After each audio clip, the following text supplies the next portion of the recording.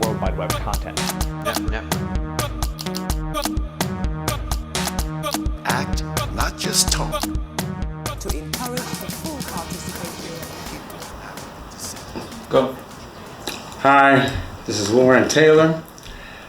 This is really just a short clip, and we don't even have any particular kind of format for this, but I'm talking here with Brother Kamm Howard, who is recognized here in the Chicago area as being one of the leaders or one of the spearheads of the Reparations movement. And of course, all y'all know what that's about.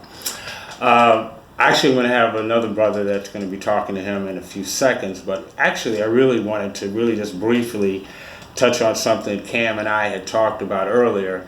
Doesn't have any direct connection to reparations, but I think he has a really useful insight on this that I wanted to share with everybody. Kamm, thanks. Let me just jump into it. What we have been talking about before. Don't do the context on what y'all were talking about before. Just start. So do I have to do all of that preamble again, or are you gonna edit? Don't. So just start. With Good. Right. So wait. So I'm. But that's gonna be an edit. Never mind. I don't like edit points, so it ain't gone. Okay, Kamm, listen.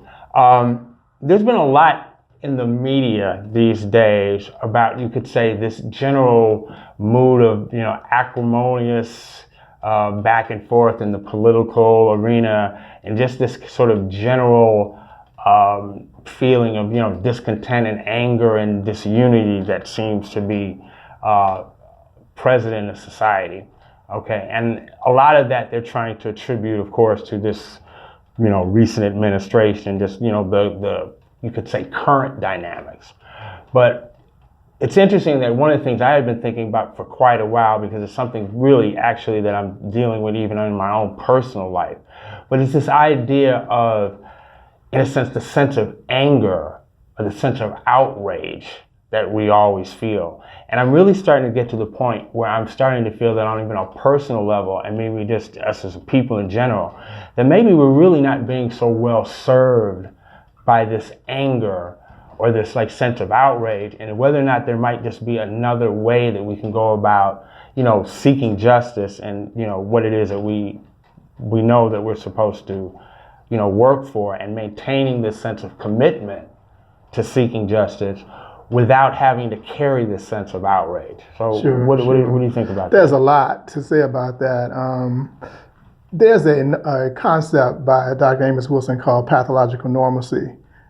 These psychological states that Black people have through being in America that are abnormal and actually are pathological. They hurt us to have these psychological states. And one of those psychological states is apathy. And apathy is not having the proper response to a situation. In the past, apathy was huge. Certain things were happening to Black people and there would be no sense of outrage, no sense of, this has to stop and has to stop now and I'm gonna do something about it. And so in one sense, we see that with this current state of response, anger, outrage, is healthy in a sense, that it is a proper response when something happens, but to rest in that state for a long time, after you get over the initial shock, then we have a rational struggle. We have a rational struggle, we have a scientific struggle. So our response is, because racism, white supremacy is a science. It's a scientific construct that has the whole planet shaped in a atmosphere of suppressing people of African descent, whether it's suppressing economically, politically, socially, however. There's a social global order. And it's scientific, and there's a system to it. It's a scientific and it's a system. So our response has to be also rational and scientific to combat it. So the anger is okay if it's an initial response to something that's happening terribly to. And it moves to, in a sense, a scientific response. Moves you to a level of action on a scientific, rational basis. All right, so the anger moves you. It's just like in the past. Because it almost seems a lot of times like it's even almost a kind of a, you could say, a catch-22 that we're always constantly getting pulled into, right? A situation's provoked. Mm-hmm. we have this sense of outrage. Right. Then after a certain point, there's this, oh, well, why are you being so emotional? Right. And the obvious inference there is that too much emotionality cuts off your rationality, and therefore just kind of negates any sort of credibility Sure. to what it is that you're talking about. So we have to have a level of commitment. I'm going to say emotion. I'm going to say a level of commitment that supersedes whatever logically or rationally is taking place. We can't look at the physical, what's happening in the physical all the time, and think that that's supposed to guide our behavior, because we'll always be reacting. We'll be reacting to the next shooting, the next.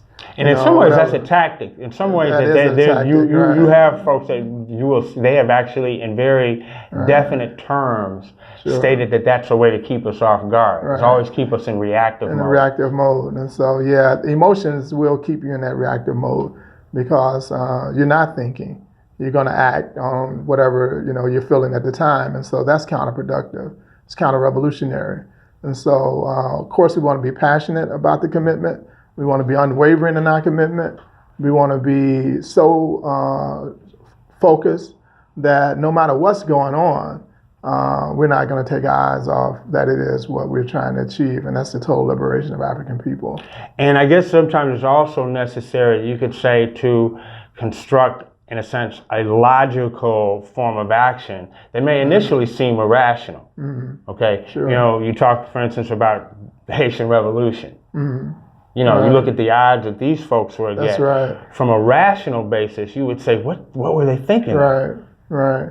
Yeah, in that revolution, wave after wave of Haitian flanks, went to the coast and they fought and they were, murdered. They were slaughtered. But the next wave went, and the next wave went, and the next wave went, even though they saw those in front of them had perished. That's the type of commitment we had to have, because they knew that if they continued, if the one behind them, did its mission, then there would ultimately be a liberation. And they didn't know if it was going to be their flank or the flank behind them or the 5 flanks behind them, but they knew that they had to play their part. And in a sense, it logically, almost required, in a sense, a kind of an emotional commitment as well as a rational one, because of the courage that it takes to walk in front of a situation where you know that you probably will get slaughtered.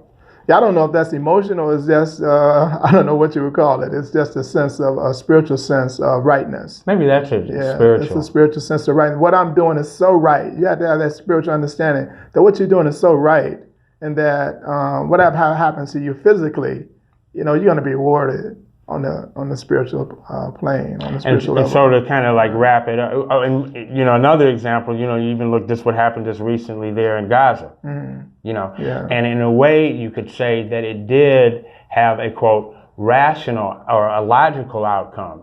You got, like you say, the same thing, waves and waves of young men literally with rocks and slingshots and sticks going up against tanks. That's not rational. It's not rational. However, there's a spiritual commitment there. Well, there's a logical outcome to it. The picture on the evening news is literally a juxtaposition of, on the one side, you have this ceremony, very, staid and dignified ceremony of the embassy opening.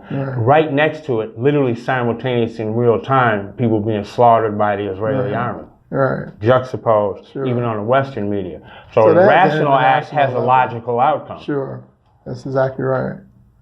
Okay, so I guess in a way to sort of even sum it up, right, that's in a way how we could sort of say this, that it does require a commitment that on the surface may transcend what would be thought of as rational, but really does have a logical outcome, and we see the effect of it. That's right. Yeah, so you got the international condemnation on the Israeli government as a result of the slaughter, as well as those pictures, as well as those images of this highly mechanized, industrialized army going up against these people with rocks and sticks. And you see that there's a contradiction. So the international community has condemned that. And, that was part of a victory for the Palestinians, is to get the international support. Can you real quickly, to sum it up, talk about how all this can tie into the reparations movement?